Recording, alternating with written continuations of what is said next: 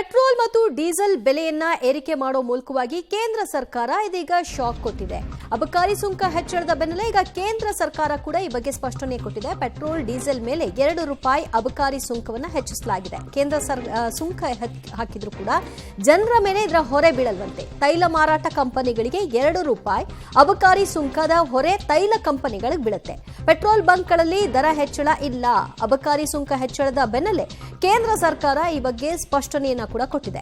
Petrol diesel ಬೆಲೆ ₹2 ಏರಿಕೆ, ಅಬಕಾರಿ ಸುಂಕ ಹೆಚ್ಚಳ ಅಂದ ಕೂಡಲೇ ಸಹಜವಾಗಿ ಇದು ಗ್ರಾಹಕರ ಮೇಲೆ ಬೀಳತ್ತಾ ಅನ್ನುವಂತಹ ಪ್ರಶ್ನೆ ಇತ್ತು. ಈಗ ಅದಕ್ಕೊಂದು ಸ್ಪಷ್ಟನೆಯನ್ನ ಕೂಡ ಕೊಟ್ಟಿದ್ದಾರೆ. ತೈಲ ಮಾರಾಟ ಕಂಪನಿಗಳಿಗೆ ₹2 ಅಬಕಾರಿ ಸುಂಕವನ್ನ ವಿಧಿಸಲಾಗಿರುವುದು ಇದರ ಹೊರೆ ಜನಸಾಮಾನ್ಯರ ಮೇಲೆ ಬೀಳಲ್ಲ, ಬದಲಾಗಿ ಅಬಕಾರಿ ಸುಂಕ ಹೆಚ್ಚಳದ ಬೆನ್ನಲ್ಲೇ ಕೇಂದ್ರ ಸ್ಪಷ್ಟನೆ ಕೊಡೋ ಮೂಲಕವಾಗಿ ಇದು ಕಂಪನಿಗಳ ಮೇಲೆ ಬೀಳುವಂತಹ ಹೊರೆ ಅಂತ ಹೇಳಿದೆ. ಆ ಮೂಲಕವಾಗಿ ಗ್ರಾಹಕರು ಓಕೆ, ಇವಾಗ ನಮ್ಮ ಪೆಟ್ರೋಲ್ ಡೀಸೆಲ್ ರೇಟ್ ಇಷ್ಟಿತ್ತು, ಅದಕ್ಕೆ ₹2 ನಾವು ಎಕ್ಸ್ಟ್ರಾ ಸೇರಿಸಿಕೊಡ್ಬೇಕಾ? ಇಲ್ಲಿ ರಾಜ್ಯ ಸರ್ಕಾರವನ್ನು ಹೆಚ್ಚಳ ಮಾಡ್ತಾರೆ, ಕಡೆ ಕೇಂದ್ರ ಸರ್ಕಾರವೂ ಹೆಚ್ಚಳ ಮಾಡುತ್ತೆ. ರಾಜ್ಯ ಮತ್ತು ಕೇಂದ್ರದ ನಡುವೆ ನಾವು ಇಕ್ಕಟ್ಟಿಗೆ ಸಿಕ್ಕಾಕೊಂಡ್ಬಿಟ್ಟಿದ್ದೀವಲ್ಲ ಅನ್ನುವಂತಹ ಆಕ್ರೋಶ ಸಹಜವಾಗಿ ಈ ಸುದ್ದಿ ಹೊರಬರ್ತಿದ್ದ ಹಾಗೆ ಬಂದಿತ್ತು.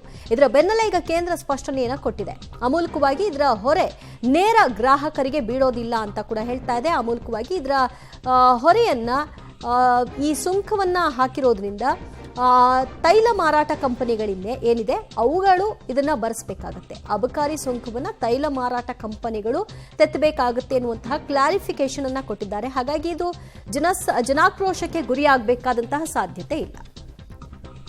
ಮತ್ತಷ್ಟು ಮಾಹಿತಿ ಪಡೆಯೋಣ ನಮ್ಮ ಪ್ರತಿನಿಧಿ ಶಬ್ಬೀರ್ ಇಂದ. ಶಬ್ಬೀರ್, ಸಹಜವಾಗಿ ₹2 ಅಬಕಾರಿ ಸುಂಕ ಹೆಚ್ಚಳ ಅಂದ ಕೂಡಲೇ ಜನಸಾಮಾನ್ಯರ ಮೇಲೆ ಇದರ ಹೊರೆನಾ ಅನ್ನುವಂತಹ ಪ್ರಶ್ನೆ ಇತ್ತು. ಈಗ ತೈಲ ಕಂಪನಿಗಳ ಮೇಲೆ ಇದರ ಹೊರೆ ಅಂತಿದ್ದಾರೆ, ಬಟ್ ಇಂಡೈರೆಕ್ಟ್ ಆಗಿ ಏನಾದರೂ ಜನರ ಮೇಲೆ ಹಾಕೋ ಸಾಧ್ಯತೆ ಇದೆಯಾ? ಅದರ ಬಗ್ಗೆ ಏನ್ ಹೇಳ್ತಾರೆ?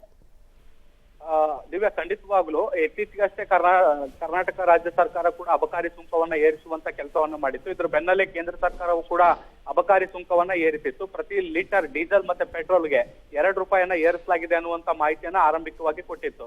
ಆದ್ರೆ ಅದಾದ ಬಳಿಕ ಕೇಂದ್ರ ಸರ್ಕಾರ ಸ್ಪಷ್ಟನೆಯನ್ನು ಕೊಡುವಂತ ಕೆಲಸವನ್ನ ಮಾಡಿರುವಂತದ್ದು. ಏರಿಕೆಯಾಗಿರುವಂತ ₹2 ಏನಿದೆ ಇದು ಜನಸಾಮಾನ್ಯರಿಂದ ವಸೂಲಿ ಮಾಡಲ್ಲ, ಬದಲಾಗಿ ಆ ಇಂಧನ ಕಂಪನಿಗಳೇನಿರ್ತವೆ, ಇಂಡಿಯನ್ ಆಯಿಲ್ ಆಗಿರ್ಬೋದು, ಹಿಂದೂಸ್ತಾನ್ ಆಯಿಲ್, ಈ ತರದ್ದು ಏನಿದಾವೆ ಆ ಒಂದು ಕಂಪನಿಗಳಿಂದ ಈ ಒಂದು ಆದಾಯವನ್ನ ಸಂಗ್ರಹ ಮಾಡಲಾಗುತ್ತೆ ಅಥವಾ ಸುಂಕವನ್ನ ಸಂಗ್ರಹ ಮಾಡಲಾಗುತ್ತೆ ಅನ್ನುವಂತ ನಿಟ್ಟಿನಲ್ಲಿ ಸ್ಪಷ್ಟನೆಯನ್ನು ಕೊಟ್ಟಿರುವಂತದ್ದು. ಈ ಮೂಲಕ ಕೇಂದ್ರ ಸರ್ಕಾರ ಅಬಕಾರಿ ಸುಂಕವನ್ನ ಏರಿಸಿದ್ರು ಕೂಡ ಅದು ಗ್ರಾಹಕರ ಮೇಲೆ ಅಥವಾ ಬಳಕೆದಾರರ ಮೇಲೆ ಯಾವುದೇ ರೀತಿಯಾದಂತಹ ಹೊರೆ ಆಗಲ್ಲ ಅನ್ನುವಂತ ರೀತಿಯಲ್ಲಿ ಸ್ಪಷ್ಟನೆಯನ್ನು ಕೂಡ ಕೊಡುವಂತ ಕೆಲಸವನ್ನ ಕೂಡ ಈಗ ಸದ್ಯಕ್ಕೆ ಕೇಂದ್ರ ಸರ್ಕಾರ ಕೊಟ್ಟಿರುವಂತದ್ದು.